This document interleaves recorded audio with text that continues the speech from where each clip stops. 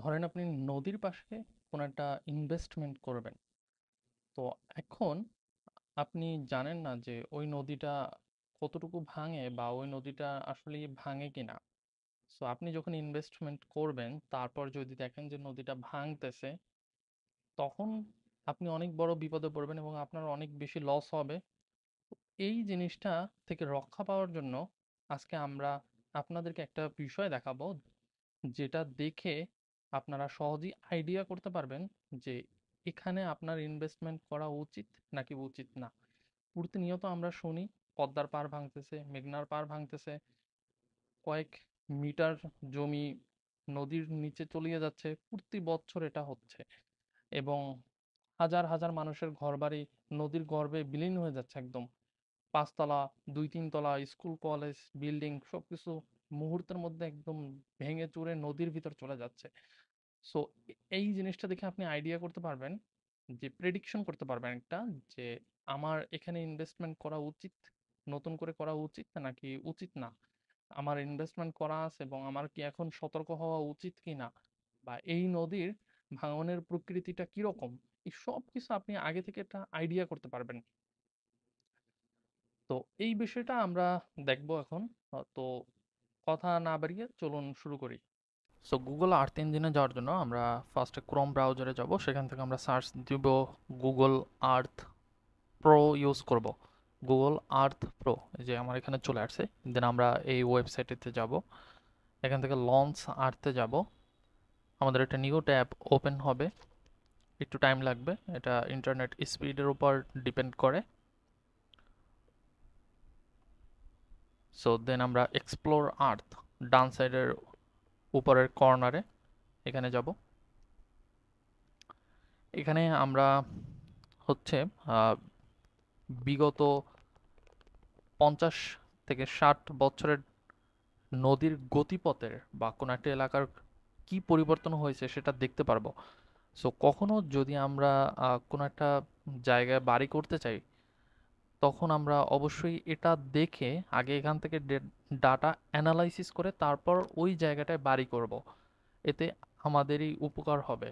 কারণ আজকাল যে পরিমাণ নদী ভাঙতেছে, তাতে কোনো একটা জায়গায় বাড়িঘর করার আগে অবশ্যই সাবধানতা অবলম্বন করা দরকার এবং বিগত বছরের ডাটা অ্যানালাইসিস করে ওই বাড়িটা করা দরকার। কারণ একটা বাড়ি মানে হচ্ছে এখানে অনেক ইনভেস্টমেন্ট। সো কোনো একটা বাড়ি করার আগে অবশ্যই সেখানকার ডাটাটা অ্যানালাইসিস করতে হবে। তা না হলে কিন্তু এটা নিজেদের জন্যই বিপদ হবে। সাপোজ আমি একটু যদি দেখাই যে কিভাবে আমরা ডাটাটা অ্যানালাইসিস করব। এটার জন্য আহ, আমরা যেখানে আমাদের লোকেশনটা, যেমন আমি এখানে যেটা দেখাচ্ছি, এটা পটুয়াখালী জেলার গলাচিপার যে রামনাবাদ নদী হচ্ছে এটা।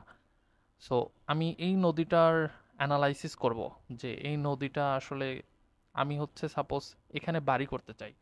এই যে এখানে দেখতে পাচ্ছি আমরা অনেকগুলো ঘর বাড়ি আছে আগে থেকেই। সো আমি সাপোজ হচ্ছে এখানে বাড়ি করতে চাই। এখানে বাড়ি করাটা আমার জন্য ঝুঁকিপূর্ণ হবে কি হবে না, এই বিষয়টা জানার জন্য আমি এই গুগল আর্থ প্রোটা ইউজ করব। সো এখান থেকে আমি কি করব এখন, যে এখানে যেহেতু বাড়ি করতে চাই, তার মানে আমাকে বিগত 10 থেকে 20 বছরের ডাটা অ্যানালাইসিস করে দেখতে হবে যে এই পারে নদীর ভাঙনের রেট কীরকম। নদী কি ভাঙতেছে, নাকি নদী ভাঙতেছে না, ভাঙলে সেটা কীরকম, অনেক বেশি পরিমাণে ভাঙতেছে নাকি খুব কম পরিমাণে ভাঙতেছে। সো এটা আমি একটু দেখব। সো এটার জন্য আমাকে যেটা করতে হবে, অ্যাডে যেতে হবে। অ্যাডে গিয়ে এখানে ফার্স্টে বর্তমানে যে অবস্থানে আছে পাত বা পলিগনে যাব। এখান থেকে আমি বর্তমানে এই যে আমার বাড়ি আমি করতে চাই সাপোজ এখানে, তো বর্তমানে নদীর অবস্থানটা আমি হচ্ছে সিলেক্ট করে নেব পয়েন্টের সাহায্যে। সাপোজ বর্তমানে নদীর অবস্থানটা হচ্ছে এরকম। এই যে নদীর পার বরাবর আমি একটা লাইন টানলাম, বর্তমানে নদীর অবস্থান হচ্ছে এটা। এখন আমি দেখতে চাই বিগত 10 বা 20 বছর নদীটা কোথায় ছিল। এখান থেকে কি আরো পিছনে ছিল, মানে এই দিকে ছিল, নাকি আহ, আরো সামনের দিকে আগানো ছিল, অর্থাৎ এখানে কি ভাঙছে নাকি পলি জমে আরো বাড়ছে। সো এটার দেখার জন্য আমি ভিউতে যাব, এখান থেকে শো হিস্টোরিক্যাল ইমেজারি এটাতে যাব। এই যে এই ছবিটা বর্তমানে যেটা আমরা দেখতে পাচ্ছি, এই ছবিটা হচ্ছে 2023 সালে, 23 সালে এখানে আছে। সো 2018 সালে যদি দেখি, তখন নদীটা এই যে আরেকটু সামনে ছিল কিন্তু। এই যে 2023 সালে হচ্ছে নদীটা এই বরাবর ছিল, 2018 সালে নদীটা ছিল এই বরাবর। অ্যান্ড আমরা যদি আরেকটু আগে দেখি, 2014 সালে কোথায় ছিল নদী, 2014 সালে কিন্তু আরো সামনে ছিল। অ্যান্ড 2012 সালে,